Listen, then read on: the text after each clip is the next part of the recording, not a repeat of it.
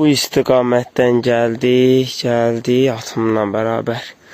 Dəstafurun girişidir, xəstəxanası Dəstafurun. Bura kəndin girişindəki mənzərə. Atla bərabər deyim, biraz silkələnmə ola bilər. Yəni, Dəstafurun bəlkə də mən deyərdim ki, Daşkəsərin ən gözəl kəndidir. Həm mədəniyyət baxımından, həm əhalisi baxımından.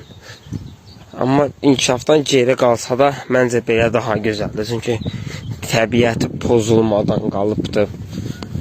Həmçinin də 1956-cı ilə qədər Daşkəsən rayonunun mərkəzi olaraq fəaliyyət göstərilib bu kənddə. Və məsələn, Xoşbulaq kəndi də var, sadəcə Xoşbulaq çox suniləşib də. Amma Dəstafur ilə deyil. Dəstafur təbiiliyin hər daim qoruyub saxlayır. Və burada Dəstafurun tam ortasına yaxın bir yerdir. Yəni, birazdan kəndin mərkəzi yoluna da düz kəndin ortasından keçən yola inəcəyik.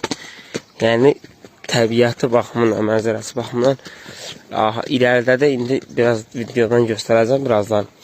Bu cəmaatın nəticəsində eynalı taxtı. Amma yəni elmi deyimə görə aynalı taxtı deyə bir yer var. Şuşa şəhərinin yerləşim mövqeyinin eynisidir.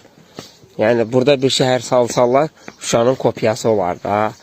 Ətrafını əhatə edən qayaları ilə bərabər. Həmçinin həmin o qayalıqların altında Şuşada daşaltı var, burada Dəstafur var. Yəni eyni də strateji mövqeyi baxımından, hər şeyi baxımından. Bir hissəsi də orada düz var, sanki cıdır düzüdür.